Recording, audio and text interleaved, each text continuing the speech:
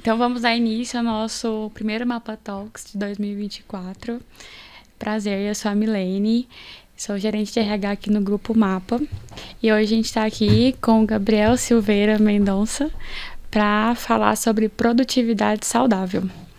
Para quem não conhece ainda, para quem está assistindo a gente pela primeira vez, este é o nosso podcast do Grupo Mapa. E esse ano de 2024 a gente está com uma novidade. Ele traz um novo formato, onde ele vai ser dividido em três quadros. O Papo de Gente, que é esse que a gente está aqui hoje, para ter conversas inspiradoras, falar sobre gente e assuntos que são relevantes para nós. O segundo quadro é o quadro Insights, que é para falar sobre negócios no geral. E o terceiro é um quadro que vai ser novo, a gente ainda não teve nenhuma edição dele, que é o Carreira em Pauta, onde a gente vai falar sobre carreira para o mercado. Então, Gabriel, muito obrigada por ter aceitado o nosso convite. Seja bem-vindo.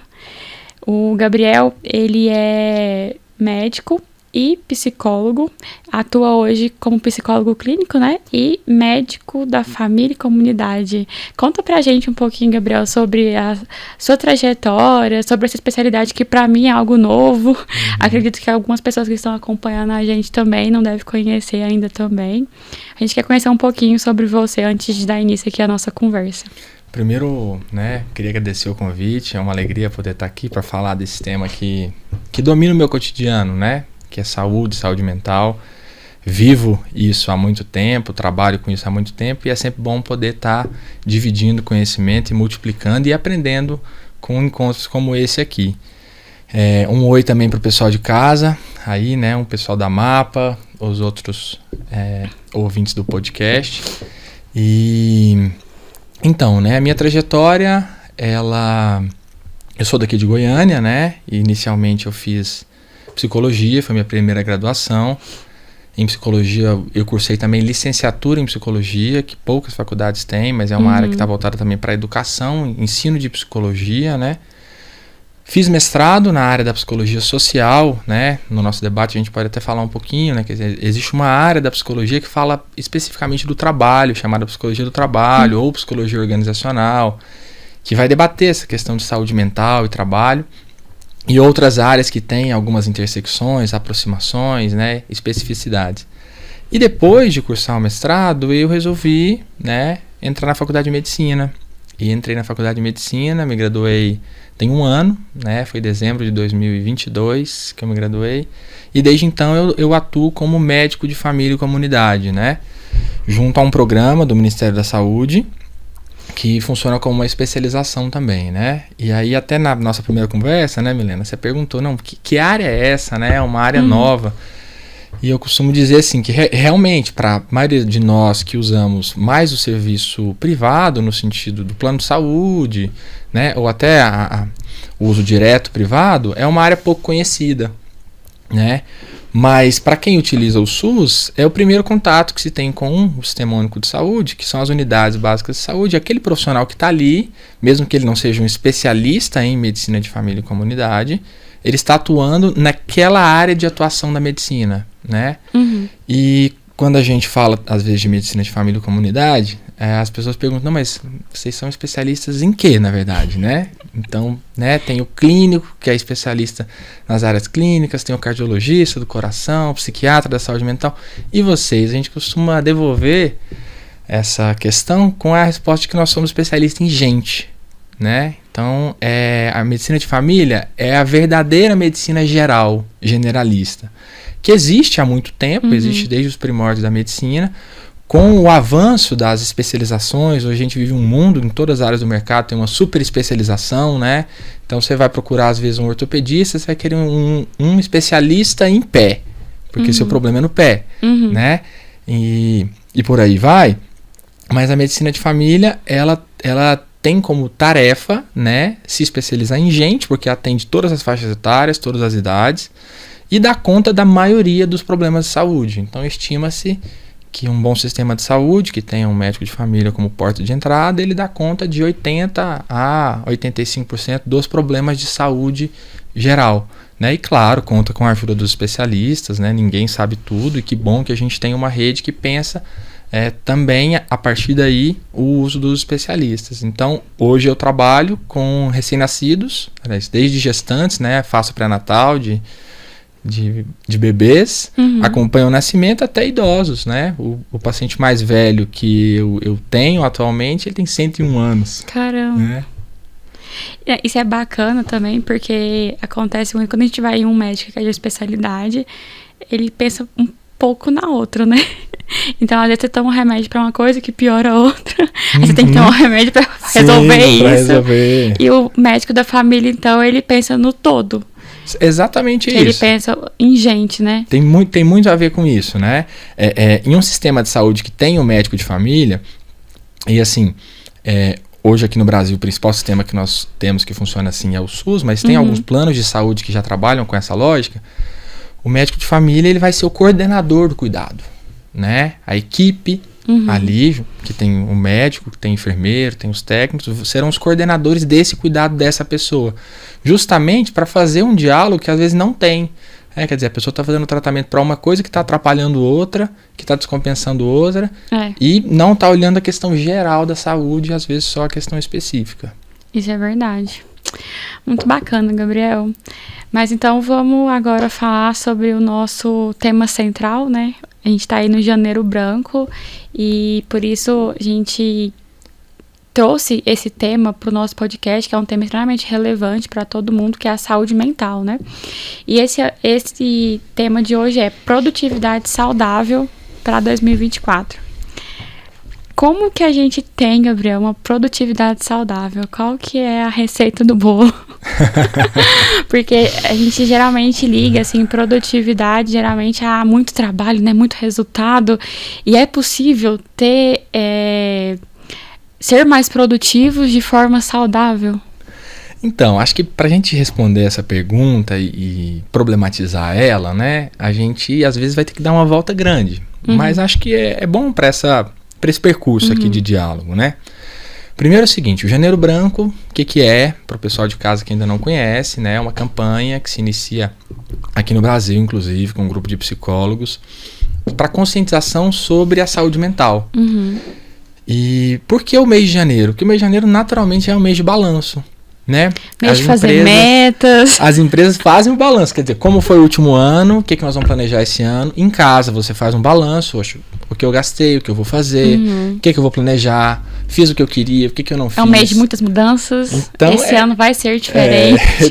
Tem esse propósito, né? E tem várias promessas, às vezes, né? Promessas, a gente vive em um país muito cristão, então tem essas promessas até, né? A gente mora aqui em Goiânia, que tenha, né? Algumas pessoas começam a fazer as promessas, de ter que, né? Às vezes cumprir, caso essa promessa seja realizada de acordo com seus pedidos, né? Mas, então a gente pensa esse momento como um momento oportuno para falar de saúde mental, né? E quando a gente fala de produtividade também, nesse contexto, a primeira questão é a gente fazer o balanço. Quer dizer, eu estou produzindo o tanto que realmente eu tenho condições de produzir, que eu posso produzir, que é saudável produzir, a médio prazo, a curto prazo, a longo prazo. Então, o ponto principal é esse balanço. Por quê? Porque nós vivemos uma cultura que, se nós nos deixarmos levar pelo discurso da cultura, a gente nunca vai estar satisfeito, nunca vai se sentir realizado pelo tanto que nós somos cobrados em relação à produtividade. Claro, qualquer ser humano sempre pode produzir mais, mas precisa produzir mais? Convém produzir mais? Quer dizer, o resultado de talvez eu ter que produzir mais agora, sempre trabalhar no agora, esse mês produzir mais, o próximo mais, o próximo mais. O quanto isso a médio e longo prazo vai produzir bons resultados saudáveis, tanto para o contexto do trabalho, quanto para os outros âmbitos da vida. Quer dizer, a vida tem o trabalho como seu núcleo central, né? Então, quando a gente vai falar, às vezes, a gente vai falar de política. A economia é o centro do debate político. Quando a gente vai falar de uma casa, quer dizer, a economia é o centro do debate da casa, né? E na vida adulta, o trabalho é o centro, né? Então, nós entramos na escola pensando na profissão que vamos seguir, nas condições de seguir uma profissão. E na vida adulta, isso ocupa até, objetivamente, a maior parte do tempo. É verdade. Né? Então, a gente gasta mais tempo trabalhando ou se deslocando para o trabalho, se preparando para o trabalho do que qualquer outras coisas. Então é importante a gente pensar isso como um elemento, claro, muito importante para pensar a saúde mental. Quer dizer, uma boa relação com o trabalho é fundamental para a gente conseguir organizar a nossa saúde mental. Com certeza. E escolher o nosso trabalho é uma missão nada fácil, né? Com que a gente vai trabalhar, onde a gente vai trabalhar. Realmente isso daí representa uma parte muito grande da vida do ser humano. Então, fazer uma escolha inteligente é fundamental. E tem alguns sinais que a gente pode observar se a gente fez realmente a escolha certa, se aquela produtividade está saudável, até que ponto eu consigo identificar se está passando do limite ou não, porque eu imagino também que fazer essa divisão não é fácil. Geralmente a gente percebe quando já tá com ansiedade, quando já tá com burnout. E assim, infelizmente o Brasil já tá tá ali entre os líderes, né, do ranking de burnout, ansiedade, depressão. E eu acredito que muito disso é porque as pessoas têm essa dificuldade de entender os limites, né, de até onde é saudável. Eu penso que nós vivemos uma cultura com essa dificuldade, né? Uma cultura de perceber qual o limite em relação a vários âmbitos da vida. Quer dizer, a gente tem evidências claras de que o mundo está esquentando. Mas a gente às vezes não consegue lidar com o limite de que se a gente seguir essa forma de vida enquanto coletividade, o mundo vai continuar esquentando, a gente vai continuar tendo problemas socioambientais e de vida urbana também. Mas às vezes a gente não consegue reconhecer o limite, né? E isso às vezes está presente no próprio discurso.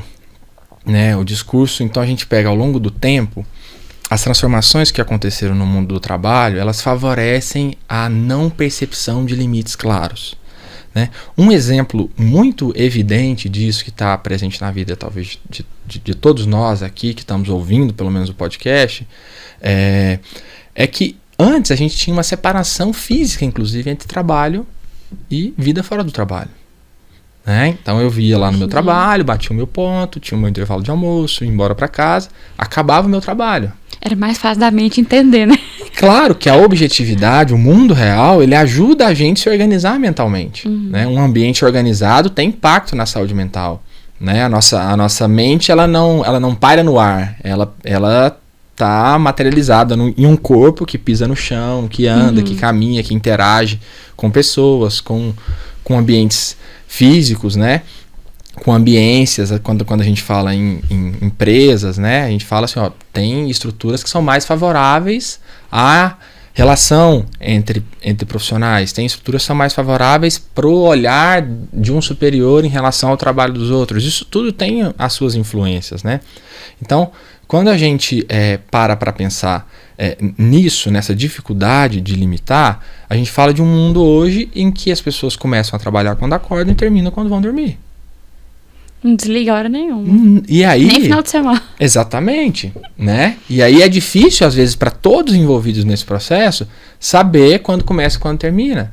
Então, se eu posso ter contato direto num grupo da empresa ou via direct, né, nas redes sociais, WhatsApp, por exemplo, com um profissional, por que eu vou esperar a segunda-feira chegar? Né? Vou mandar um e-mail. Né? Antes era o e-mail já foi o começo disso, né? Mas o e-mail tinha uma questão de, olha, tem um tempo para responder, né? Foi uma carta acelerada, né? Mas o WhatsApp é instantâneo. E se você não responde na hora, você é mal educado. Exatamente. E ainda tem uma confirmação se a pessoa respondeu. Eu ainda consigo ver, olha, o fulano está online e não me respondeu. Isso vai ter uma represália. Isso gera uma sensação de cobrança e de dívida constante, né? E ao mesmo tempo, quando você vai acessar, às vezes, até sua internet por lazer, você vai ser bombardeado de propagandas que você está atrasado, que você tem que se atualizar no mercado, que você tem que fazer mais coisa, que você não pode parar, senão você vai ficar para trás, senão seu emprego vai ser ameaçado, E isso, só de eu acelerar a fala aqui, tem um porquê de você significar esse ritmo acelerado que nós vamos construindo coletivamente, que não é o ritmo do corpo, não é o ritmo do humano. Né? Então hoje em dia, por exemplo, a gente tem vários problemas de sono que são relacionados a uma coisa simples que a gente chama de higiene mental. O que é isso? As luzes azuis, né, de televisores, celulares, computadores, elas confundem o nosso cérebro de modo ao cérebro entender que não é hora de dormir. Quer dizer, se tem essa luz aqui, está me dizendo que é hora de acordar, não é hora de dormir.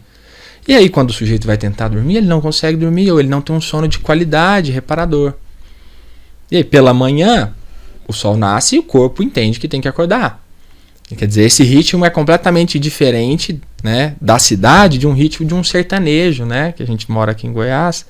Tem essa cultura das pessoas que acordam com o sol e vão desacelerando a hora que o sol se põe, vão dormir cedo. Segue o fluxo natural. Segue o fluxo natural da relação do corpo humano com a natureza. Então, tem algumas dicas aí. Acho que a primeira que eu peguei aqui na sua fala é organização, né? Separar é difícil, mas assim, acho que ainda dá para separar, né? O profissional do pessoal, ter horário para lazer, horário para família, horário para trabalho, mesmo com o home office, que já é um formato que a grande maioria das pessoas já aderiu. E essa questão também da higiene do sono também é uma grande aliada aí para ter uma vida mais saudável. São duas coisas assim fundamentais, né? A gente viveu um momento de pandemia que talvez acelerou um processo de home office, né? Então foi um passo a mais, não, agora vai ser home office, educação à distância, né? Então as próprias universidades, né? Eu mesmo teve um período na minha graduação de medicina que, pela primeira vez na história das faculdades de medicina no Brasil, foi autorizado algumas disciplinas serem feitas à distância. Mas aí, isso dificulta, né, em algumas pessoas, você conseguir separar e concentrar, quer dizer, você descansar. Se eu estou sempre diante do mesmo ambiente, do mesmo espaço, como que eu vou mediar relações que eu tenho que cuidar da casa, eu tenho que fazer comida, eu tenho que fazer almoço, eu tenho que, às vezes, né, cuidar de crianças, tenho que ter uma interação com o meu parceiro ou parceira, e isso tudo no mesmo ambiente, ao mesmo tempo, na mesma hora. Não tem um recorte que fala, olha, não estou disponível. É como se eu não pudesse dizer isso. E isso é um grande desafio, né? Junto com esse desafio, talvez seja também perceptível a lógica empresarial, a lógica do trabalho em todos os momentos da vida. Isso aí, se a gente for retomar um processo histórico, nos últimos 50 anos, nós temos ganhado um discurso de que nossa vida individual tem que ser como uma vida de empresa. Então tem que fazer balanço, tem que ter meta, tem que ter objetivo, tem que ter saldo, tem que ter lucro. E isso, em um primeiro momento, é interessante quando você pensa em ter objetivos, né, ter perspectivas, mas num segundo momento é algo que faz com que o sujeito leve a lógica do trabalho para todas as instâncias da vida. Então eu estou encontrando meus amigos pensando o que eu estou ganhando, o que eu não estou ganhando, o que é produtivo, o que não é. Eu chego em casa para cuidar dos filhos e estou pensando, olha, que perda de tempo eu brincar com crianças de um faz de conta. Né? Eu consigo ajudar as crianças a fazer tarefa, tomar banho, comer. Porque isso tudo eu seguir uma demanda, né, que foi me colocado. E às vezes isso vai afetando a qualidade de vida, a qualidade das interações. Porque ninguém se alimenta só de trabalho. Ninguém. Né? Pode se iludir por um tempo que se alimenta só de trabalho, mas essa conta vem geralmente com um adoecimento. Né? E aí a gente não conseguir separar o tempo de início, o tempo de fim do trabalho, promove isso. Agora, é uma tarefa simples? Não, não é. Né? É uma tarefa individual? Talvez também não seja. Né? Essa é uma tarefa que tem sido, né, colocada em debate, principalmente por essa área da psicologia, né, chamada psicologia do trabalho. Tem algumas reflexões sobre essa dinâmica, né, de prazer e sofrimento no trabalho, porque como é o núcleo da vida, claro que ele tem sofrimento, ele tem angústias, tem expectativas frustradas, tem problemas em interações entre pessoas, mas tem realização também, né, e o saldo de tudo isso. Mas também, como a gente pode pensar isso enquanto coletividade, né? Então você vê até algumas empresas hoje em dia, aqui no Brasil poucas, mas estão debatendo, olha, as pessoas trabalhando 4 dias por semana estão produzindo mesmo tanto ou mais do que produziu em 5 dias. Então será que a gente não pode pensar uma nova forma de reorganizar o trabalho, de reajustar? né? Será que essa moda pega? Assim, a gente tá aí pra ver, né?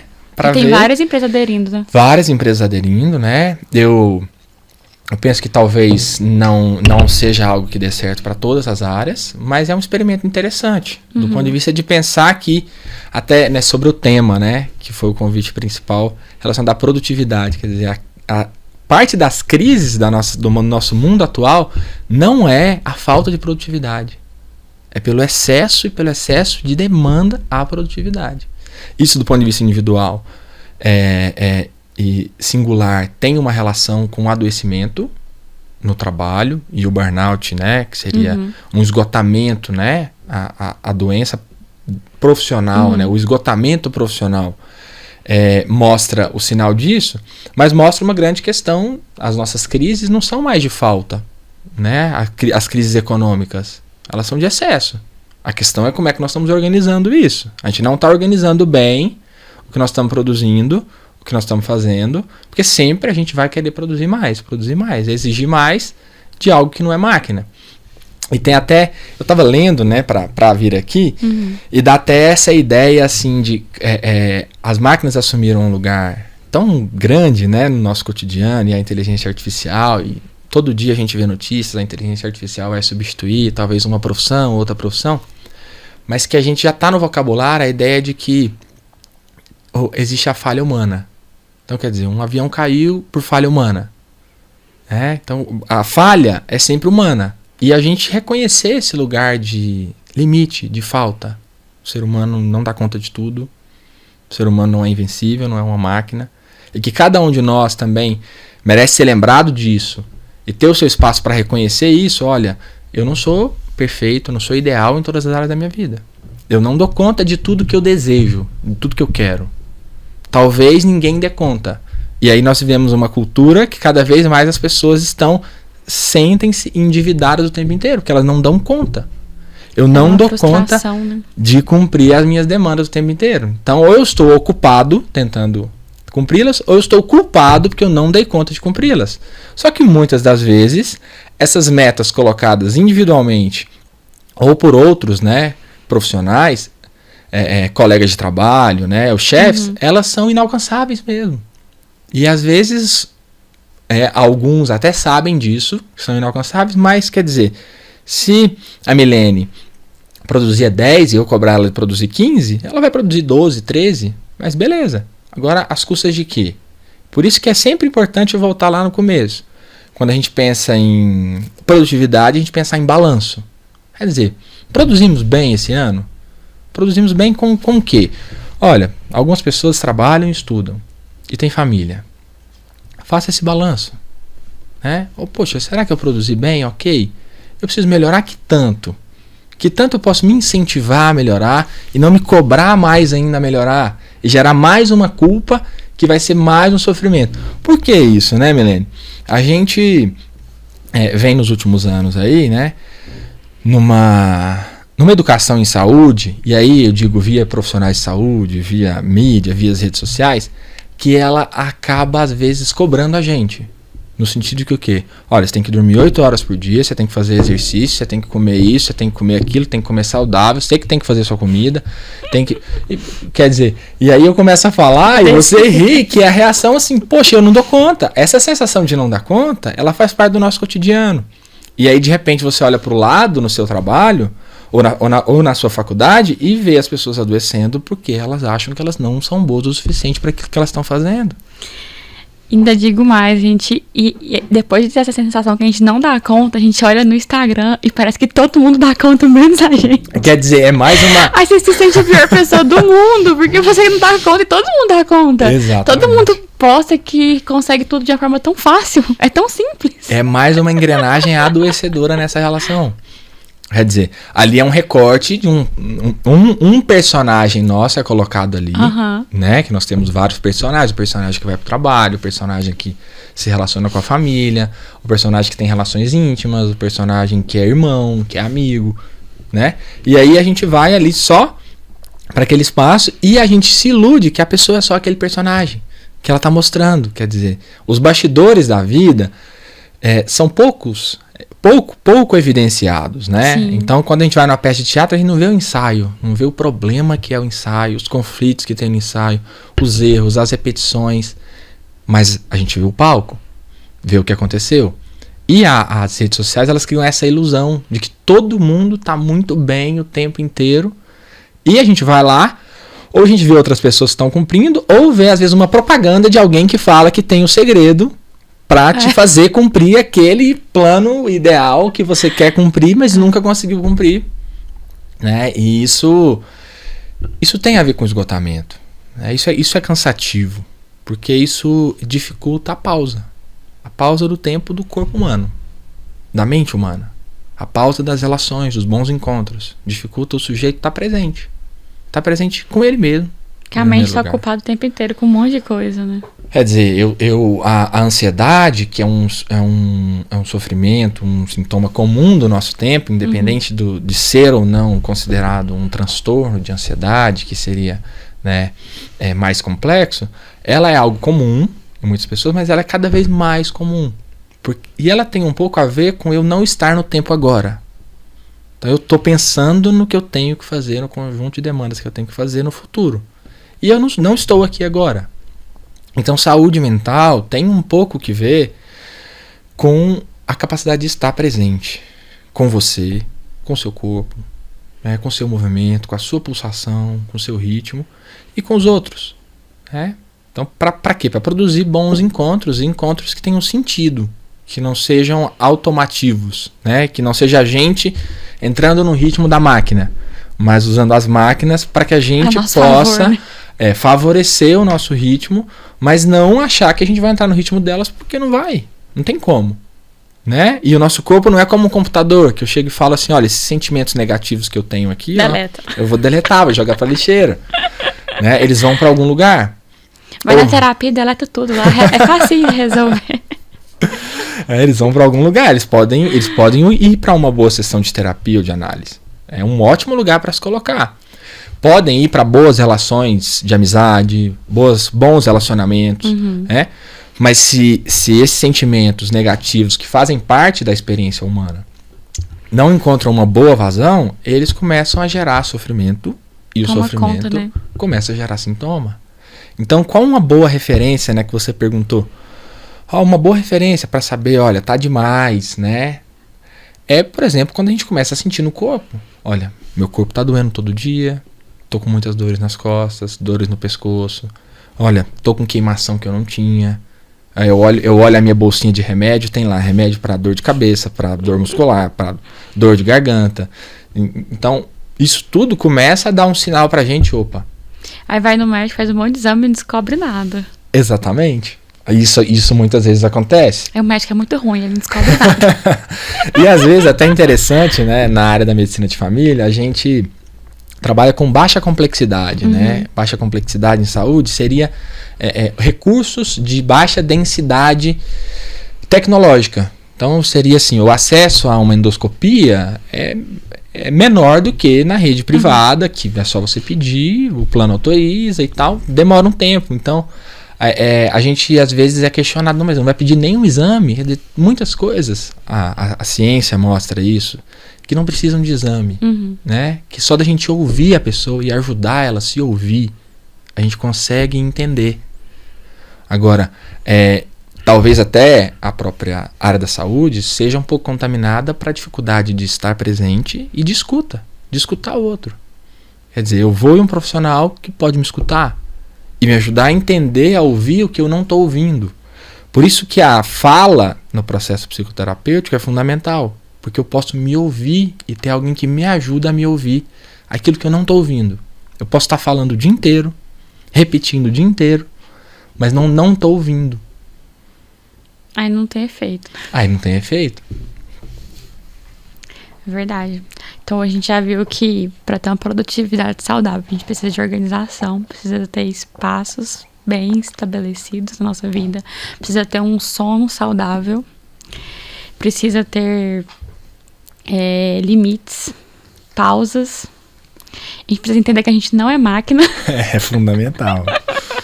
Fundamental. Então, assim, não existe uma receita do bolo, mas, assim, tem muitos hábitos que a gente pode incluir aí, né, na nossa vida em 2024 e ter uma produtividade mais inteligente. Sim, tem até um movimento no Brasil que quem tiver interesse pode procurar, né? Que fala em produtividade sustentável, né? A principal figura que eu vi relacionada a isso, eu me esqueço o nome dela agora, mas uma jornalista da Globo que entrou em burnout, em esgotamento total, né? E aí ela começou a pesquisar sobre isso, produziu livros sobre isso.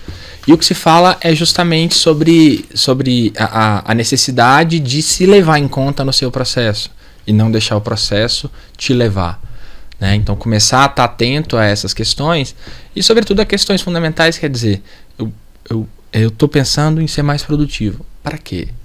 Qual finalidade? Qual necessidade? Né? Em Goiás a gente tem a expressão muito forte, tem precisão, né?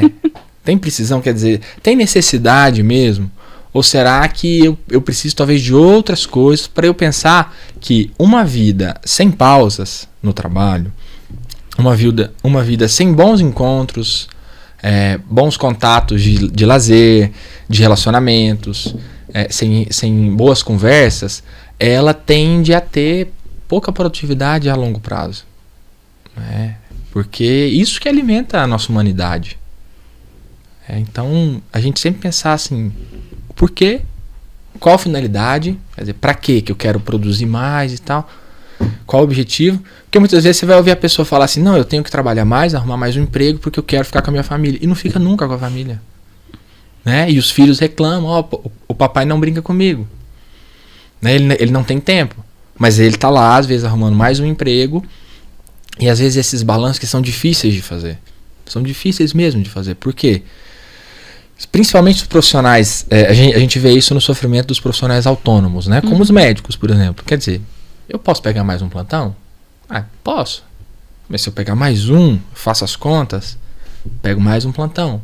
Então, se eu tenho um retorno financeiro dependente da quantidade de trabalho que eu pego, às vezes isso é um elemento que com o tempo vai ser desorganizador para esse sujeito, né? Então a gente tem num extremo, né, da história do trabalho, o trabalhador que tem que cumprir a meta que foi dada a ele, senão ele não vai ter o lugar dele garantido.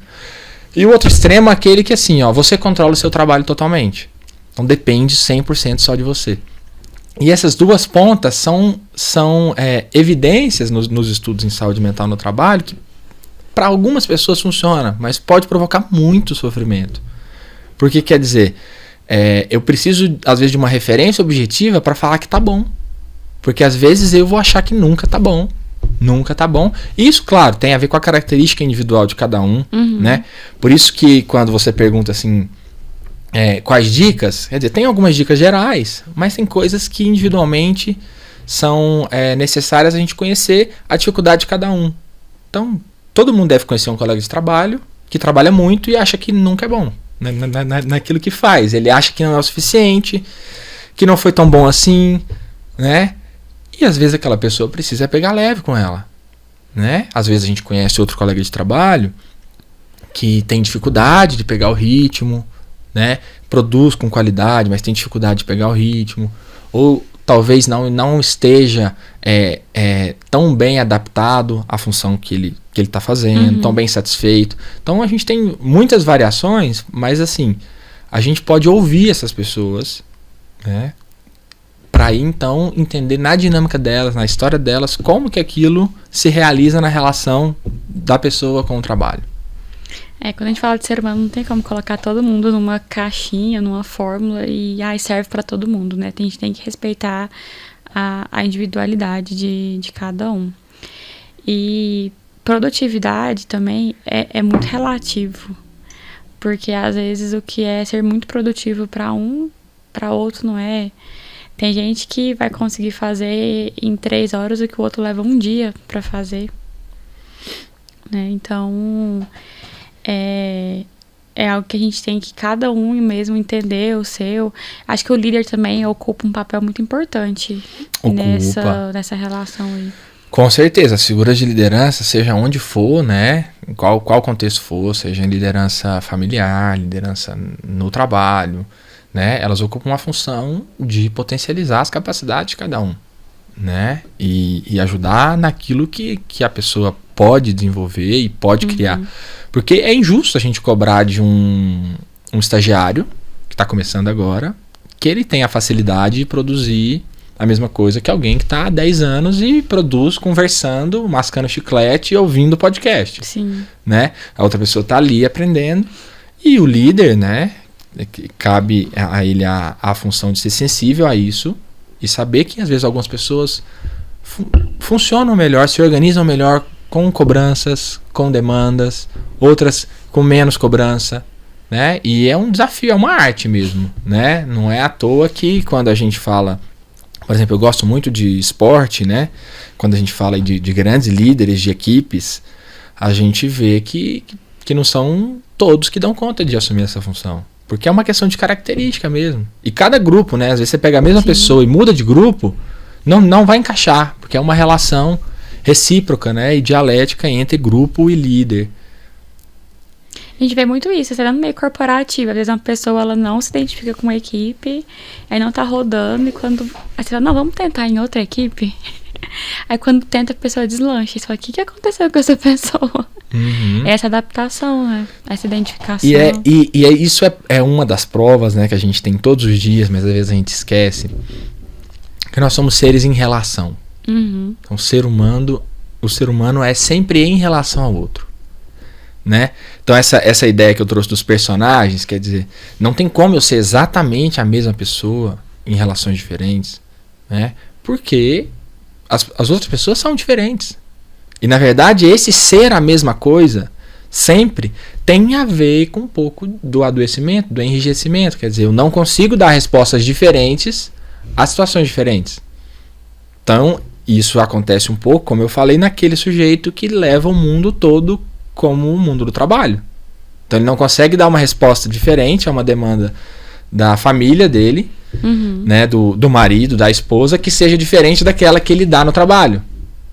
Então, esse papel aqui está contaminado com aquele papel de trabalhador que está assumindo todas as outras funções, né? Então, a gente pensar essa possibilidade de você ter uma definição melhor. E tem algumas práticas que ajudam a ter essa definição melhor? Para eu lidar com a minha família, eu lidar com o meu trabalho? Tem algumas formas que meu cérebro vai entender isso melhor? Olha, quando veio a pandemia, né? Por exemplo, você via algumas coisas simples que às vezes a gente não pega, né? Então, umas dicas para home office. Né? Imagina você falar, né? Eu vou ter que levantar sem tirar o meu pijama, vou sentar na mesa do computador, vou começar a estudar. Quer dizer, o corpo tem alguns recados que não são atravessados pela consciência em si, né? Então, algumas sugestões era você trocar de roupa, você tomar um banho, tomar o café da manhã, desligar os distratores, os eletrônicos que te tiram, né, do seu foco. E, então, essa é uma possibilidade, mas esse é um exemplo de como que às vezes a gente pode estabelecer acordos. Quer dizer, cheguei em casa, quero ter um tempo de qualidade com a minha família. Então, poxa, nesse tempo agora eu posso abrir mão de estar em contato com o meu celular. Se alguém me mandar mensagem, eu não vou ver. É muito difícil para algumas pessoas. Se alguém me cobrar alguma coisa, eu não vou ver. Né? Então a gente vê a invasão das tecnologias mesmo, às vezes no almoço em família, né? Então tá todo mundo junto, mas ninguém tá se encontrando. Ninguém tá se encontrando. E aí a qualidade dessa interação, ela vai sendo pequena, reduzida, e ela acaba impulsionando cada vez mais as pausas de baixa qualidade. O que são as pausas de baixa qualidade?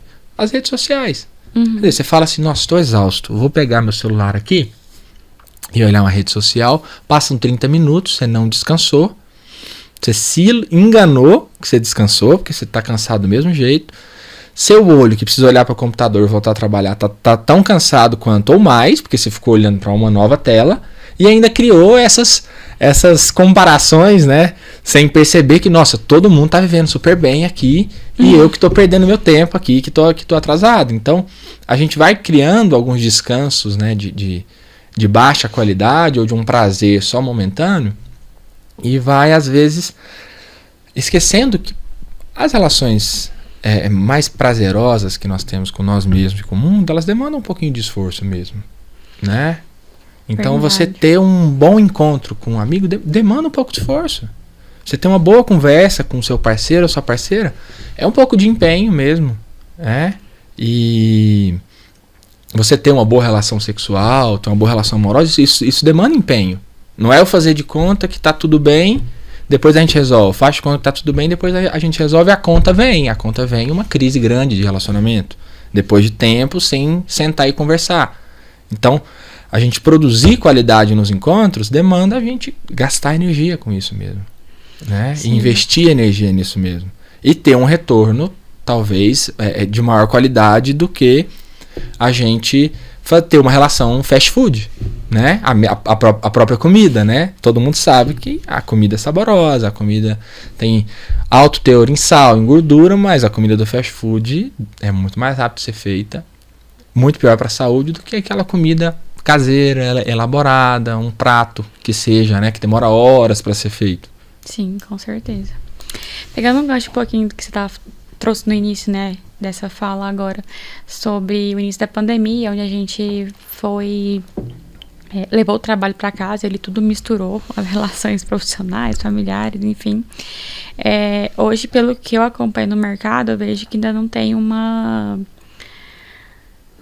definição sobre qual é o melhor formato. Eu vejo assim, que algumas empresas foram 100% para o home office e já abandonaram escritórios, já entregaram as sedes, enfim, não vão mais voltar. Outras falam, não, isso aqui não funciona, home office ninguém rende, vai todo mundo voltar para o presencial 100%. Muitas ainda estão no formato híbrido. Enfim, desde 2020 a gente viu muitos movimentos assim no mercado de trabalho. E você que está aí estudando, né, um pouco da psicologia do trabalho, vendo também esses movimentos que estão acontecendo no mercado, entende bastante assim do ser humano como um todo. Qual que é a sua percepção em relação a isso? O home office, ele prejudica a saúde mental, a produtividade ou não? É lógico que assim, em qualquer formato a gente tem os ganhos, né? E tem as perdas também. Então, assim, a gente ganha tempo do trânsito, a gente ganha tempo para almoçar com a família, isso é bom. Mas no todo, assim, qual que o balanço que você faz é qual? Então, o balanço que eu faço, né? Claro que parte do meu lugar também, né?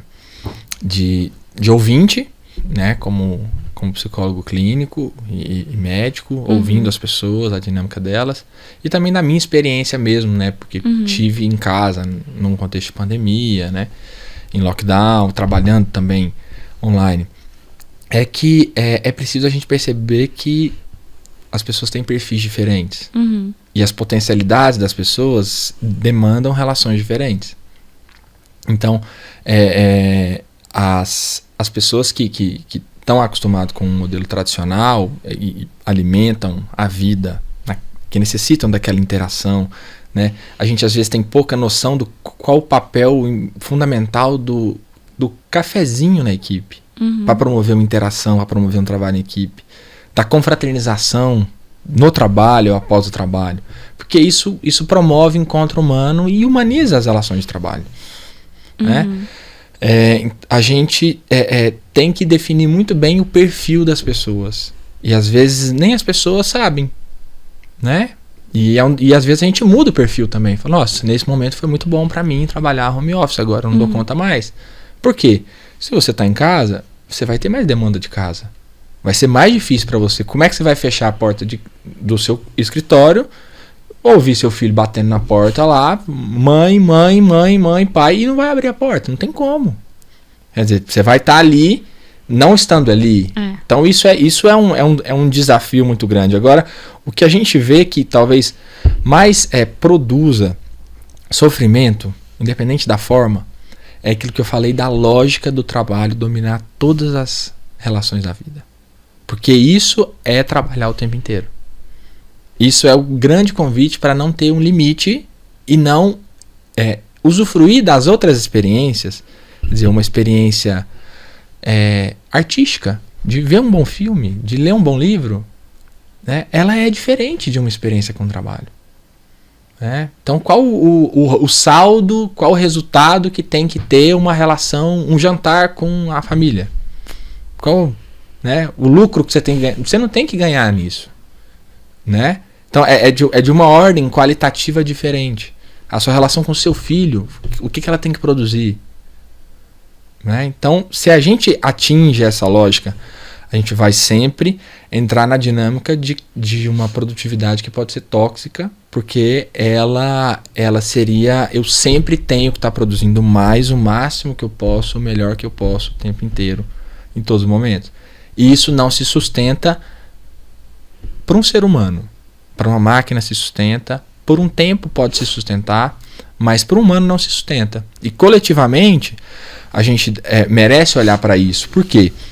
Porque hoje 50% das doenças que causam afastamento do trabalho são doenças relacionadas à saúde mental.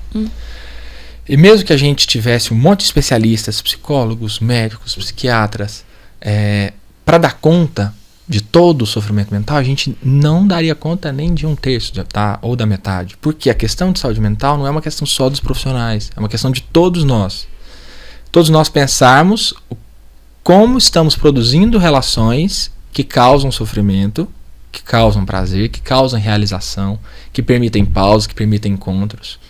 Então é um debate contemporâneo, né? Ético, que nós temos que fazer com nós mesmos. Olha, o caminho que nós estamos andando está produzindo tais formas de sofrimento. A depressão pode dar a impressão para a gente que sempre foi a maior doença em relação a doença mental, né? A transtorno mental presente, mas não. Ela é a principal doença agora. 30, 40 anos atrás não era a principal. Né? Então nós estamos produzindo isso aí de alguma forma nessa interação social que nós estamos construindo. E claro, se o trabalho é o centro da vida coletiva, é o centro da vida individual, isso tem muito a ver com o trabalho. Hoje você vê que as doenças mentais, elas aumentaram ou aumentou os diagnósticos, a consciência das pessoas? Olha, ou tudo. Essa questão, ela rende um podcast, né? E tem muita gente boa no Brasil falando sobre isso, né? Com destaque aí para quem quiser saber sobre isso, o psicólogo e professor e escritor Christian Dunker, né? Ele fala Christian Dunker. Ele fala bastante sobre isso. Mas, então, a gente tem as duas coisas um pouco, né? Então, a gente tem um aumento da frequência, né, de sofrimento. Então, a gente tem um aumento da prevalência, quer dizer, o número de pessoas que estão em sofrimento, que estão produzindo, principalmente quando a gente fala dos sofrimento mental comum ou os transtornos mentais comuns, que tem mais a ver com essa coisa inespecífica, às vezes até, que é um pouco depressão, é um pouco ansiedade, né? Não é nenhum nem outro, em definitivo. E tem aumentado, né, o acesso à saúde, à informação, a tratamentos, seja psicoterápicos, seja com medicamentos, seja com outros recursos, né, como a atividade física, é um grande recurso para várias questões de saúde mental. Mas ao mesmo tempo a gente tem patologizado a vida. No sentido de achar que o sofrimento comum do cotidiano, a ansiedade, a angústia, precisa de um nome, precisa de um tratamento, porque ela é anormal. Quer dizer, porque eu tenho a ilusão de que o outro também não está tendo. Agora, se eu olhar para o lado, se nós fizermos uma reunião em grupo e falar, olha, somos 10 aqui, todo mundo está sentindo isso? Opa, tem alguma coisa a ver com a dinâmica que nós estamos produzindo aqui no trabalho, com a dinâmica que nós estamos produzindo coletivamente. Porque senão a gente vai começar a colocar medicamento no filtro da empresa, né? E aí a gente tem até uma grande questão, né? Tem um documentário no Netflix interessante, chama Take Your Pills. Ele fala sobre o uso excessivo de metanfetaminas, né? Que são principalmente os mais famosos aí, Ritalina e Venvance. Virou moda, né? Meios universitários dos Estados Unidos. Mas se a gente olhar no meio corporativo, tem muita gente usando isso. Se a gente olhar nas universidades do Brasil, tem muita gente usando isso. Pra quê? Pra ter mais desempenho. Olha, se eu posso tirar... Na minha época era Ritalina. É Ritalina. Mas assim, eu já tô velha. Você já tá... Você já tá vendo, né, que vem uma medicação mais duradoura, né, com uma ação um pouquinho maior, mas a Ritalina ainda tá aí. Tá aí, né? Essa mesma lógica de pensar assim, olha, se eu posso tomar isso aqui e ter um desempenho melhor, por que não? É uma sociedade que está focada só no desempenho, no produtivismo. É meio que um doping, né? Uhum. Se a gente for parar para pensar. Mas não tem nada que impeça o sujeito de ir lá e fazer. E às vezes ele consegue os recursos para ir lá e fazer, mesmo sem ter a indicação, né? Claro que a gente não pode deixar de reconhecer que existem indicações, existem casos, mas é mais profundo do que a gente achar que todo mundo está tendo tudo o tempo inteiro. Uhum. Que talvez a gente viva um momento um pouco assim, um momento de patologização das relações humanas, do sofrimento humano e de medicalização da vida. Então é aquela lógica que você falou, porque para tudo eu preciso de um remédio. E às vezes eu preciso, na verdade, de reorganizar essa relação desse sujeito com a própria vida, com a própria saúde. Se as relações podem produzir adoecimento, elas podem produzir saúde também. Sim. Né? E aí a gente está no meio desse dilema, né? De pensar, quer dizer, nós vamos só continuar aumentando esses índices. O Brasil é o país mais ansioso do mundo, né? A depressão tende a ser a principal doença do mundo nos próximos anos, né? A pandemia acelerou isso. É a principal doença individual relacionada ao afastamento do trabalho. E nós vamos fazer o quê? Nós vamos só indicar mais terapia, mais medicamento, ou nós vamos parar e pensar, opa, em saúde a gente tem dimensões que não são só do tratamento, mas a gente tem a dimensão da prevenção. É um pouco o que nós estamos falando aqui. Uhum. Mas além disso, nós temos uma outra dimensão, que é a dimensão da promoção de saúde, né? Que seria um pouco também o que a gente chama de prevenção essencial. Promover o essencial. Quer dizer, nós precisamos promover relações que produzam saúde. Não só evitar a doença, mas vamos promover encontros, dinâmicas, formas de quê? Formas de transporte que produzam saúde, um planejamento de uma cidade que produz saúde. Por exemplo, eu vim para cá, no trânsito peguei uma grande obra de um grande prédio. E Goiânia, né, tomada por prédios, toda chuva inunda, né, aí afeta algumas ruas, carros vão-se embora, e a gente ano após ano fala, olha aí, um dia Goiânia vai parar, um dia Goiânia não vai dar certo. Mas o que nós estamos fazendo para pensar coletivamente o projeto de cidade que nós queremos? O projeto urbano que nós queremos para a gente viver. Quer dizer, eu quero viver aqui, morar aqui, com qual qualidade, com qual dinâmica. Mas a gente, às vezes, a produtividade, que toma conta de todos os meios da nossa vida, vai acelerando, de repente a gente vai se dar conta que não vai dar para fazer aquele caminho que a gente fazia em 20 minutos em menos de 30 minutos. E vai seguir aumentando o nosso estresse, o nosso ritmo para o trabalho. Aí talvez a gente vai pensar em home office, mas vai talvez sentir falta de, olha, eu me deslocava para o trabalho, eu interagia com pessoas lá, né? Então é um grande desafio, né? E Com eu penso certeza. que é mais a gente problematizar do que a gente às vezes cair na cilada, né, de achar que a resposta é simples, porque não é simples, né? São grandes problemas que envolvem a própria cidade mesmo. Quer dizer, pensar uma cidade ou pensar uma empresa, são muitas questões que envolvem. Então a gente pode tentar simplificar, mas não pode correr o risco de ser simplista e achar, não, a resposta é essa, é simples. Não, peraí. Eu não tenho essa resposta. Essa aí a gente não tem. Mas é um momento bom pra gente parar e refletir, né? Cada um se entender qual que é o propósito desse ano. Antes de definir as metas, o que é que eu quero ganhar com cada uma dessas metas. Eu entendo que a gente sempre vai precisar fazer sacrifícios.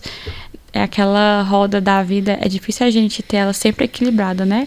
Em alguns momentos da vida a gente vai precisar dedicar mais na faculdade, vai precisar ser mais produtivo ali. Em outros momentos vai precisar ser mais produtivo no trabalho, ou na família, com o filho. Enfim, cada época da vida a gente é exigido em determinada área de uma forma maior, mas isso precisa ter um tempo determinado, né? E eu não vou ficar trabalhando, fazendo hora extra a vida inteira, por exemplo, ou eu não vou ficar estudando ali aquela matéria da faculdade a vida inteira, mas em alguns momentos eu vou precisar fazer isso. Mas a gente precisa entender ali o limite, assim, quanto tempo que eu preciso dedicar para cada uma dessas áreas para eu conseguir o meu objetivo final. Sim, exatamente. A gente tem que, às vezes, tomar cuidado com até a lógica, né? Que a gente ouve muito falar assim, não pode ter zona de conforto. Com confundir isso com não pode ter conforto. A gente trabalha para ter conforto. Para ter conforto em casa, ter conforto com a sua família, para comer uma boa comida, né? Para ter um bom acesso à cultura, a lazer. É para isso que a gente trabalha. Agora, sem perceber, eu vou me colocando em um ritmo que eu não posso de jeito nenhum ter, eu acabo não tendo conforto e não tendo a minha presença, né, confortável, um descanso confortável.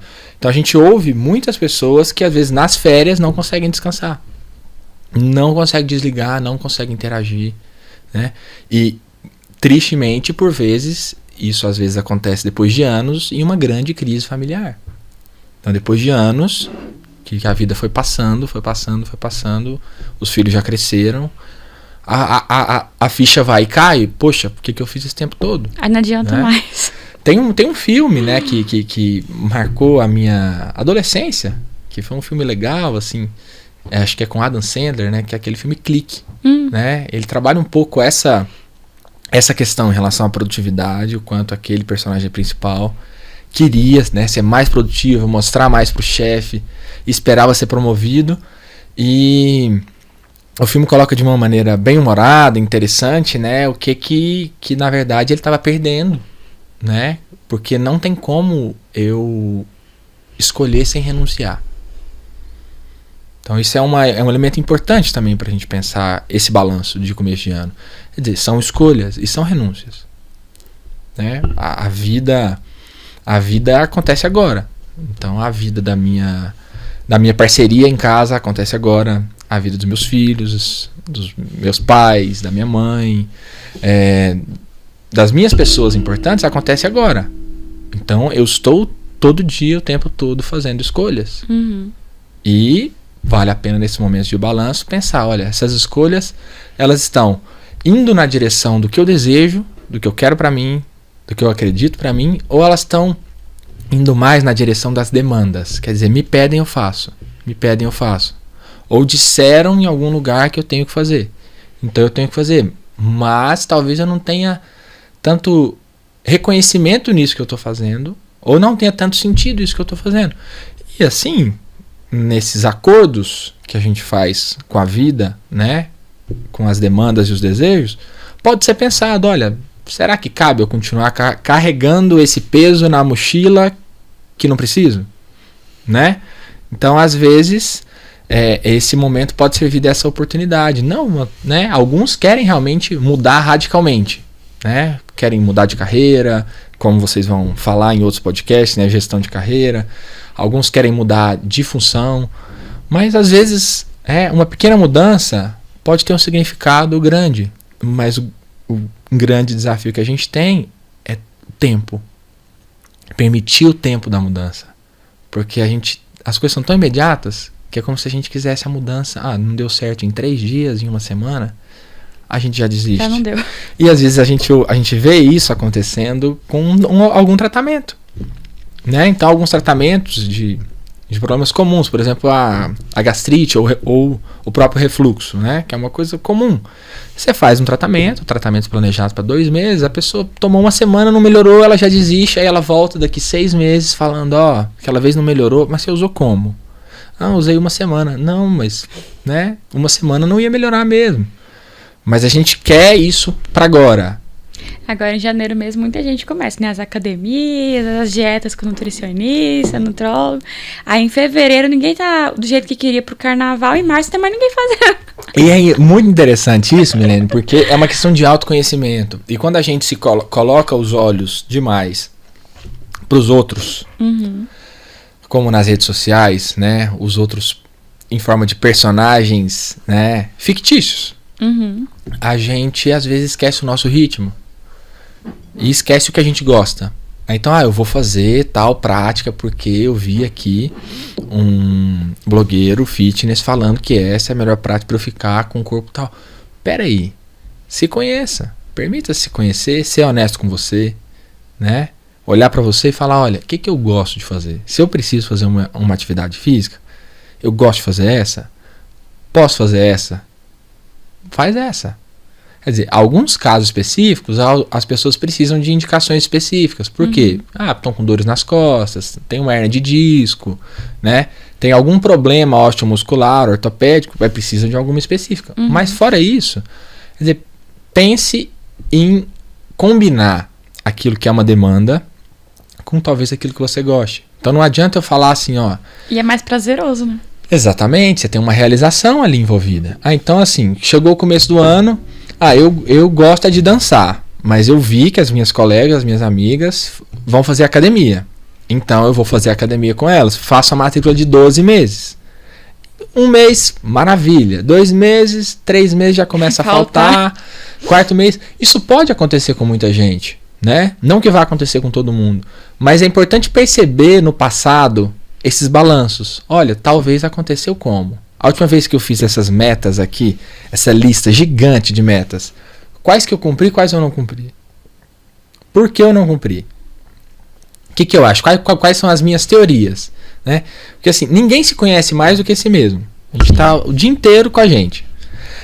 Muitas vezes a gente tem dificuldade de perceber algumas coisas, especialmente aquelas que a gente não quer, que a gente não gosta muito, né? Os outros percebem. Questão de não ver. Os outros se cansam muito antes da gente, né?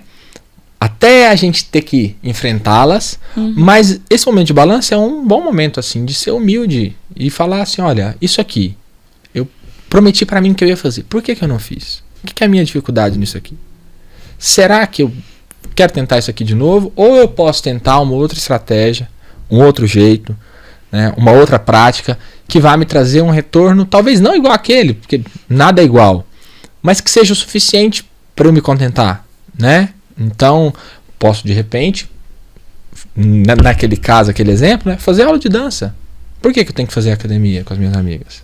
Tem que fazer o que faz sentido pra você, né? Tem que fazer o que faz sentido. E isso que te alimenta, né? É você fazer coisas que tenham sentido pra você e que o investimento, o empenho de energia que você tenha um retorno real pra você. E não apenas um retorno externo. Né? Esse retorno externo, ele alimenta, mas ele alimenta pouco em relação à satisfação interna. Você fazer algo que você realmente está sentindo prazer, tende a ser superior do ponto de vista da produção, até de bem-estar e saúde, do que você fazer algo que foi bem feito e foi bem reconhecido por alguém, mas que não tenha um desejo seu envolvido. Não tem uma realização sua envolvida. Às vezes, se puder combinar, ótimo. Mas é um grande desafio esse ajuste, né? O que estão me demandando, o que realmente eu desejo, o que realmente me dá prazer. E se eu vou fazer isso num momento de lazer, por que eu vou fazer de novo alguma coisa que não seja satisfatória para mim? A gente falou agora da individualidade, né? Do ser humano, e assim... o que faz sentido para um não faz sentido para outro, mas algumas práticas elas são universais, né? Como a gente falou agora de exercício físico mesmo. É algo que cada um pode gostar de uma modalidade, mas é indiscutível que isso daí melhora demais a produtividade, né? E assim, a gente melhora o ânimo, a produtividade em si, enfim, a gente realmente se torna...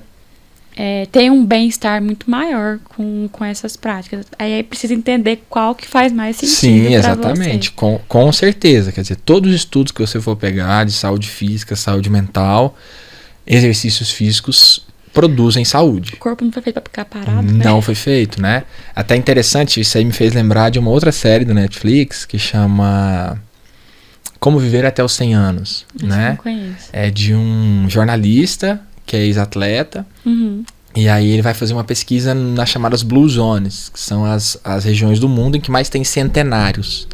E vai ver o que tem em comum nas práticas dele, em relação à alimentação, em relação a exercício físico, a cultura, clima. É interessante, né, pra gente pegar alguns elementos, claro que vários são muito específicos da região, mas é interessante a gente pensar assim que a gente vê na série, por exemplo, idosos de 100 anos praticando alguns exercícios de baixa carga até os 100 anos, né?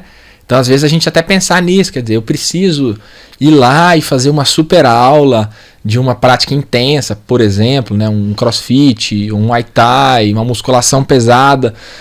Não, talvez não. Se essa não for a sua característica, você pode produzir outras coisas de menor intensidade, né, que tenha uma combinação ali com um tanto de energia que você está ingerindo, com a alimentação e o gasto, que tenha um balanço legal, mas que não necessariamente seja aquela ali que a maioria das pessoas faz e tá mais na moda.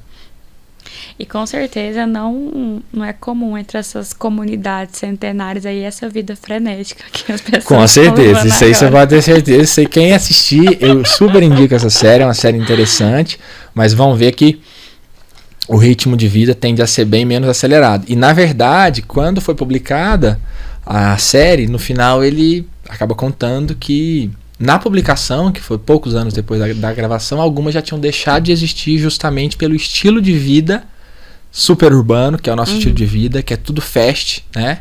Então, trabalho rápido, trânsito rápido, vida pessoal rápida, comida rápida, tinha chegado e tomado um pouco de conta, e isso tinha diminuído, então, a frequência de pessoas que viviam mais, porque esse modo de vida nosso, ele também tem muita relação. A vida também é fast, né? Você faz tem tudo muita relação, rápido, exatamente. E a vida acaba ficando rápida também. É até um marco, né? A gente fala em epidemiologia, na área da saúde coletiva, principalmente. A gente fala que a gente tem uma transição demográfica, aliás, uma transição epidemiológica, que são a mudança no perfil das doenças. Se antes a gente tinha doenças infectocontagiosas, né, 100 anos atrás, então a descoberta do antibiótico, que fez as pessoas viverem mais e tal, hoje a maioria das doenças, que não necessariamente causam a morte direta, mas que causam comorbidades, quer dizer, adoecimento, perda de qualidade de vida, perda de anos de vida, elas são doenças crônicas não transmissíveis. Isso significa o quê? Que elas são adquiridas pela nossa relação com o nosso modo de vida. Então, são quais? As mais comuns. Hipertensão, diabetes, a gente vai atrás delas. Dislipidemia, que é o colesterol. Né? Então, são as principais envolvidas nos problemas de saúde principal. Obesidade, né? Que tem se tornado um problema mais precoce ainda na nossa cultura, no nosso modo de vida. Então, isso dá um sinal pra gente. Então, a gente está tendo vários sinais. Vários sinais. Os sinais no trabalho. O adoecimento no trabalho, 50% tem a ver com saúde mental. O nosso adoecimento, de forma geral, tem a ver com o nosso modo de vida. E aí, cabe a nós, enquanto coletividade, né, não só, vamos chamar os especialistas de saúde mental para dar conta disso. Só os especialistas não dão conta. O pessoal tem que querer também. Quer dizer, nós em conjunto temos que pensar estratégias, né, para lidar com isso, não só de maneira em relação ao tratamento, mas em relação à prevenção, promoção de saúde, estratégias coletivas para lidar com problemas que aparecem na esfera individual, mas que não tem a ver só com o indivíduo. E achar que eles têm a ver só com o indivíduo é mais uma vez colocar mais uma demanda para o indivíduo, sobrecarregar ele ainda mais e culpar ele por um fracasso, entre aspas, que ele não deu conta de cumprir aquilo que é inatingível, às vezes, em relação à meta. Que é dar conta perfeita, tirar um 10 em todas as dimensões da vida. Impossível. A gente falou muito sobre prevenção. E quando que é o momento, quando que a pessoa consegue identificar que ela precisa buscar um profissional da área para ajudá-la a tratar da sua saúde mental? Essa é uma boa pergunta, né? E ela tem uma resposta um pouco específica para cada um, né? A capacidade de adaptação e o padrão de personalidade de cada um é diferente, né? Mas ela tem que ver um pouco com a sensação de que as coisas estão ficando um pouco cinza, né? Não tô tendo muito prazer no trabalho, não tô tendo muito prazer em casa, não tô tendo mais muito prazer com os amigos. O prazer tá sendo só mais ou menos, como uma coisa gostosa, assisto uma coisa aqui, né? Então isso é um pouco de um sinal, né? Um sinal também em relação às funções básicas da vida. Quer dizer, olha, eu tô sem fome ou tô com excesso de fome. Eu tô sem sono ou com excesso de sono. Isso são funções básicas da vida. A gente precisa comer e precisa dormir, né? Meu corpo, quer dizer, como é que tá a minha respiração? Minha respiração tá muito tensa, tá carregada. Meu adoecimento físico, quantos sintomas estão aparecendo?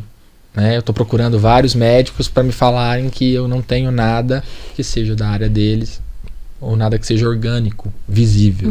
Né? Então esses são alguns sinais para os transtornos mais relacionados ao cotidiano, né? Que o cotidiano que vem mais arrastado, digamos assim. Outros, né, que vêm de maneira mais intensa, esses aí o sinal em si a pessoa já vai saber, a família já vai saber que é uma coisa, né, que vem fazendo barulho, né, como uma crise mania ou de hipomania, né, um surto psicótico, isso aí vem gritando e todo mundo talvez perceba. Mas esses outros elementos, às vezes eles vão passando despercebido, né, por um tempo e vão cronificando. Né? Então, assim, às vezes a pessoa está até sendo funcional, entre aspas, né? Ela está indo lá, cumprindo as funções, demanda, vai, trabalha, volta para casa, mas ela está por dentro, ela está um pouco adoecida. E aí vale a pena fazer essa busca, né? E eu digo assim, não é só questão de precisar, é questão de merecer. Né? Se você tem condições de buscar ajuda, você merece buscar ajuda. E por mais que hoje, né, a nossa cultura, aquilo que eu falei da patologização, para você ter um acesso a tratamento em saúde mental, nos planos de saúde no SUS, você tem que ter uma categorização, tem que ter um F, né? Um CID, depressão, ansiedade e tal. Por mais que às vezes precise disso, às vezes você não está encaixado nisso. É só a sua angústia, sua ansiedade, seu sofrimento, sua dinâmica, e que vale a pena buscar. Se for mais alguma coisa, vão conseguir te ajudar. Mas você merece escuta, merece espaço para colocar aquilo que você talvez sozinho não está conseguindo organizar, e talvez o fato de estar sozinho está contribuindo para não conseguir organizar. Verdade, obrigada. Já estão me chamando aqui a atenção, que era só 1 hora, eu nem vi o tempo passar, a conversa está muito boa. Teria mais um monte de perguntas para eu te fazer, eu adoro esse tema e realmente estou aprendendo um monte aqui com você, muito obrigada. Mas a gente precisa já caminhar para o final. E vou pedir para você deixar um recado para o pessoal aí, para as pessoas terem uma produtividade mais saudável para 2024. Então, eu queria agradecer o convite, né? Antes de tudo, dizer que foi um prazer estar aqui. Realmente passou muito rápido, né? Eu não vi o tempo passar. Eu nem vi que era 1 hora já. Mas então assim, pra gente resumir um pouco do que a gente falou, acho que a primeira questão é um balanço. Fazer um balanço realista, né? Do que foi feito, o que não foi feito, por que foi feito, por que não foi feito. Honesto com você, né? O poeta já dizia que mentir para si mesmo é sempre a pior mentira, né? Então, faça isso, né? E consulte quem está com você no seu cotidiano, quem é importante para você, né? Sobre uma percepção, olha, como você tem percebido minha relação com o trabalho, minha relação, né? Em outros âmbitos também, mas aqui a gente está falando principalmente do trabalho, que essa devolutiva pode ser boa. Às vezes a gente tem dificuldade de ver coisas que quem nos conhece, convive com a gente, vê facilmente. Isso pode nos ajudar a ter um ponto de partida real, realista, para estabelecer metas realistas também. Quer dizer, se a meta é continuar sendo produtivo, tanto que eu fui esse ano, olha, preciso fazer um plano para isso. Se a meta é ver, olha, o ano passado eu produzi demais, foi muito bem, os índices foram ótimos, mas cansei muito, fazer um novo acordo com isso. Agora, talvez o balanço também possa ser, olha, preciso de metas um pouquinho mais ousadas pro que eu desejo nesse momento. Por quanto tempo eu consigo, talvez, investir um pouco mais de tempo, de energia, de organização para chegar até isso. E sempre, né, olhar para o seu tempo com você, né? Esse tempo de balanço é um tempo para isso, que às vezes a gente não faz, entra ano, sai ano, faz isso só de maneira rápida e acelerada e acaba perdendo o mais importante. Quer dizer, aquilo que se repete é um grande sinal. Quer dizer, eu faço esse plano todo ano e repito, e aquilo que talvez sempre se repete também, quer dizer, sempre do mesmo jeito.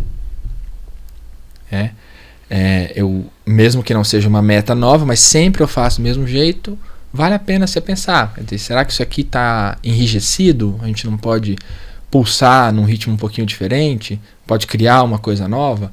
Então, o que eu deixo de dica é isso. E Janeiro Branco, né? Como eu disse, a campanha para a gente pensar em saúde mental. Pense sobre sua saúde mental, sobre a saúde mental das suas relações, da sua família, da vida mais importante para você, que é essa vida particular. Pense na saúde mental no trabalho, né? O quanto o trabalho, você e seus colegas têm produzido bons encontros para que isso possa ser potencializado e que também possa ser dito daquilo que incomoda, né? Porque não falar do que incomoda é abrir mão de uma dimensão humana muito fundamental, que nos faz humano, que é a gente ter faltas e imperfeições, né? A gente tem sempre alguma coisa que não é perfeita, que é imperfeita, que é humana. É isso aí. Gabriel, muito obrigada mais uma vez. Eu adorei nosso bate-papo. Acho que pode ter a parte 2, 3. Tem muita coisa. Esse assunto ele vai embora, né? Tem muita coisa pra gente falar. E você trouxe muito conhecimento, muitos insights, que com certeza contribuiu muito para esse momento de reflexão, que é o Janeiro Branco. Então, agregou demais. Muito obrigada mesmo. E um excelente 2024 aí para nós. Obrigado para nós.